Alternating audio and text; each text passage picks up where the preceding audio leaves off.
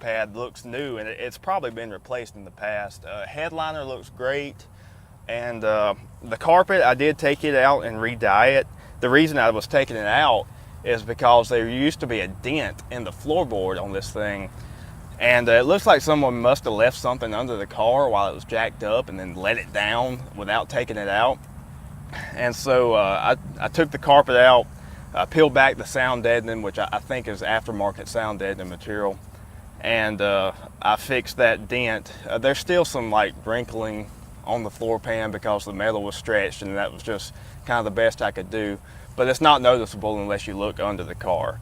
And then of course, while I was under there, I looked for some rust, and I gotta say, this car is about 98% rust free. It's really amazing because this car has been in South Louisiana and South Mississippi its whole life, as far as I know, and there's hardly any rust, and that's really amazing. There are two about quarter-size holes that I found above the torsion bar cross member on the passenger side. And I kind of treated them with some rust converter and some red oxide primer.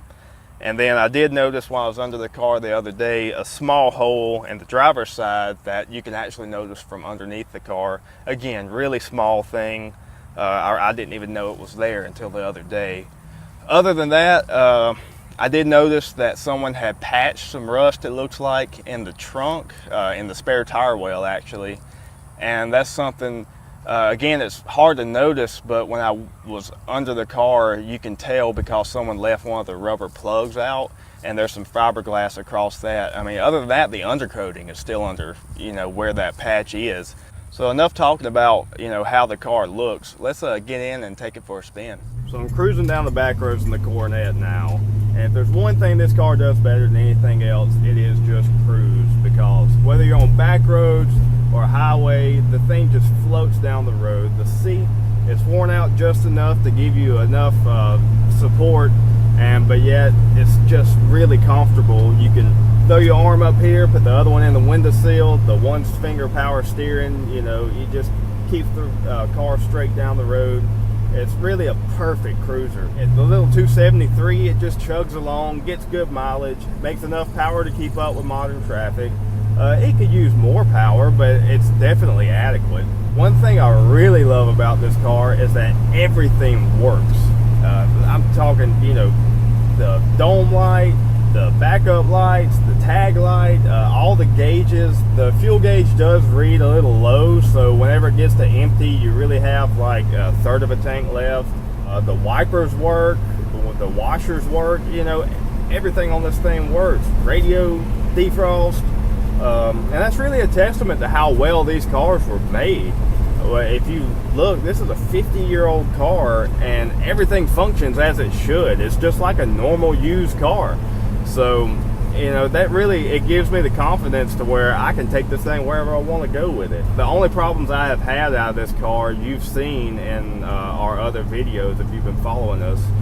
The last two videos we did was when I took this to Birmingham, and then whenever I went to, or me and Wesley went to the Carcraft Summer Nationals in this thing.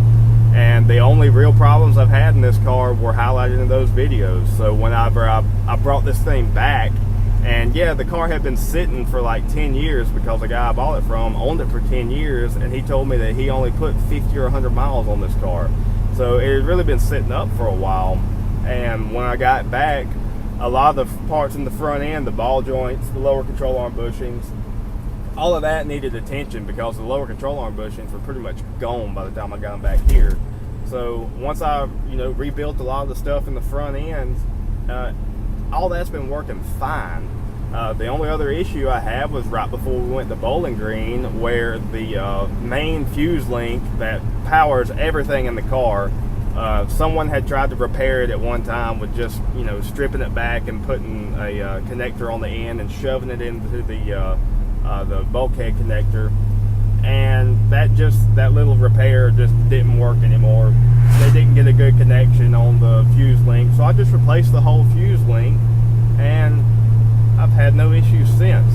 my original plans for this car was to do a big block and a 4-speed swap. I've had a 4-speed sitting at home for a while that I've been wanting to put in something.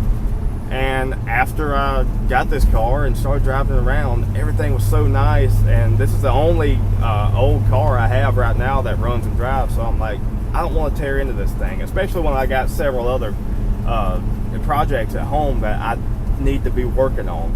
And that brings me to, you know, my future plans with it. You know, what, am I just going to keep driving it? What? As bad as I hate to say it, I'm probably going to just sell it. Summer is coming to an end, even though it's super hot outside. But cruising the coast is coming up in a few weeks. I'd like to have the car for cruising the coast, but I'm probably going to go ahead and put it up for sale because, like I say, I have a bunch of projects at home I need to get to. And although this car doesn't take a lot of my time other than just driving it, I got a lot of money tied up into this thing that I could put towards other projects. That's really probably the plan, as bad as I hate to do it because it has been such a great daily driver. But I've really enjoyed my time with this car, but I think it's time for someone else to enjoy it. That's it. That's the Coronet, guys. I hope you enjoyed it. I hope this answered any questions you had about the car, because even though it was in the last 2 videos we put up, we really didn't talk a lot about the car. If you want to catch me on social media, you can find me on Instagram at NickFerris53. Also, you can find the Racing Rejects on Instagram. We are at Racing Rejects. Also, we're Racing Rejects on Facebook. If you want to email us, we are theracerejects@gmail.com. Thanks for watching.